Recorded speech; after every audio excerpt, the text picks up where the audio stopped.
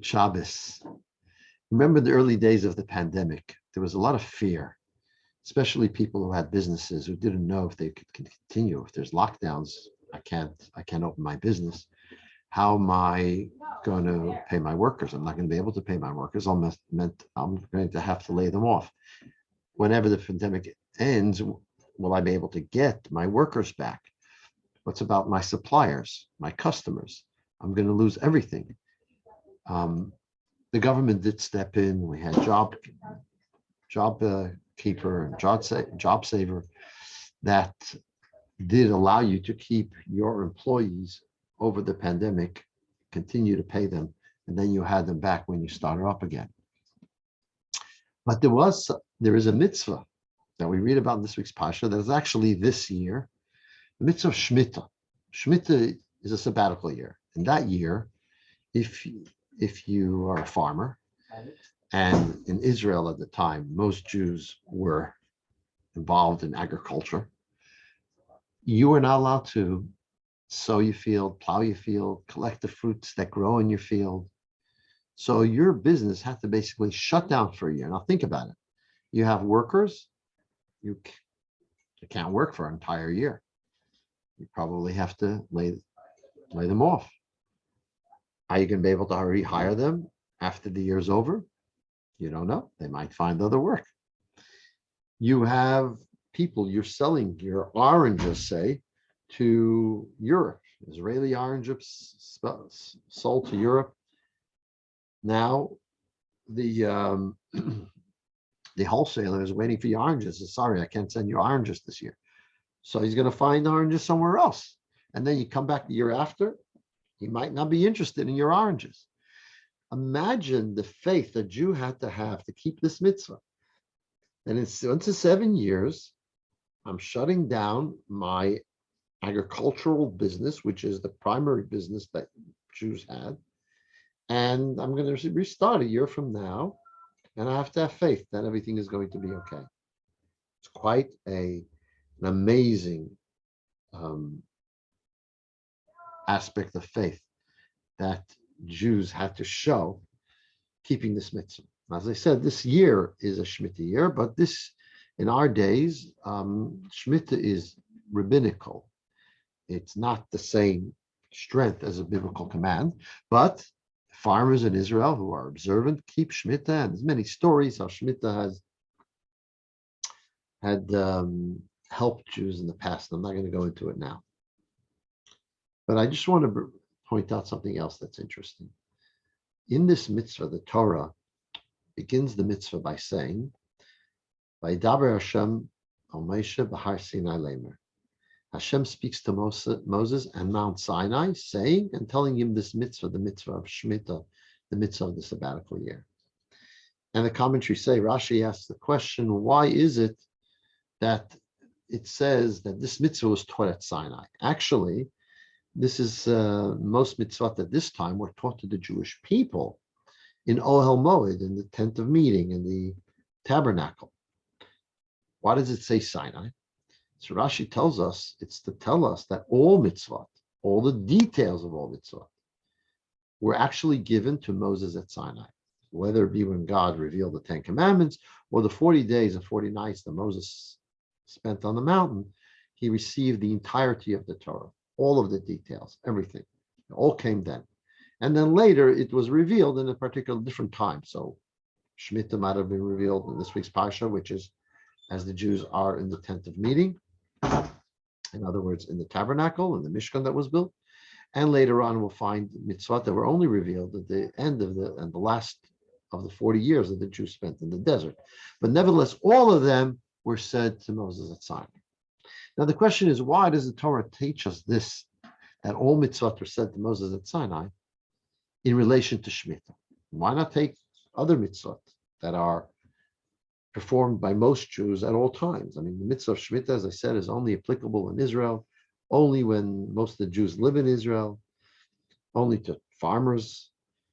Why not take something like tefillin or Shema or tzedakah or kosher, which are applicable at all times to all Jews, wherever they might be, And that should be the quintessential mitzvah that which the Torah teaches us and got to guide us in a particular area. And the reason the Rebbe gives is to teach us the following.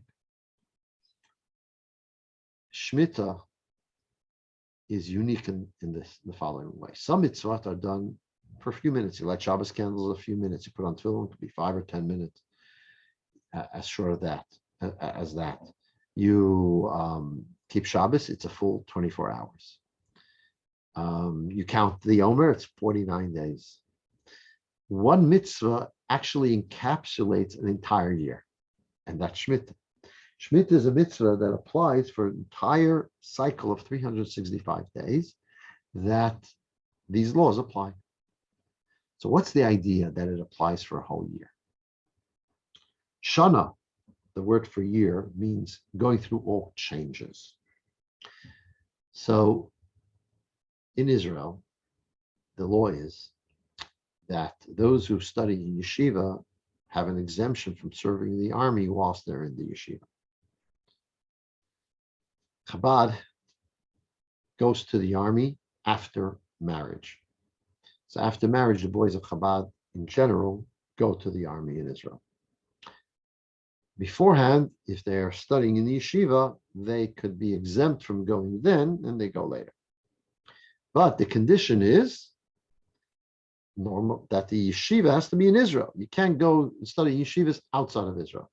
The idea is that the Jews studying in yeshiva in Israel are protecting the land as well as those who are in the army. So you need both aspects. You need those who are serving in the army. You also need our spiritual army who are studying Torah. Now, in the 60s, Chabad lobbied to enable Chabad Bochrim to go and spend some time by the Rebbe whilst they're in yeshivas, to kind of become connected, have a soul connection with the Rebbe. And that was able to by being amongst Chassidim and near the Rebbe in New York. So the government of Israel gave him a special exemption that Bochrim in yeshiva can go to the Rebbe for 6 months. They could be there for 6 months. The Rebbe actually had, when he met with the president of Israel at the time, Shazar, Shneir Zalman Rubishov, he asked him, can I request that the Bochrim be able to come for a year? Why a year? Because over a year, you get all the different changes. You have different holidays, different aspects of Jewish life over a whole year. If you're here for half a year, you miss out half of Judaism. So therefore, I'd like you to allow that, and which they did. What's the idea of a year on a spiritual level? A year, of course, encompasses spring, summer, autumn, winter. And that could be likened to spring of life is the freshness of life, the youth of life, when things are looking up and looking beautiful and sprouting, and just the horizons are very broad and what could be achieved.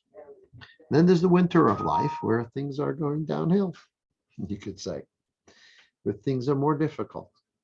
One can say, you know what, when things are really sprouting, that's when, my Judaism is strong.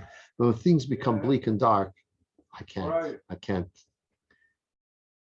It's too difficult for me. Others might say the exact opposite.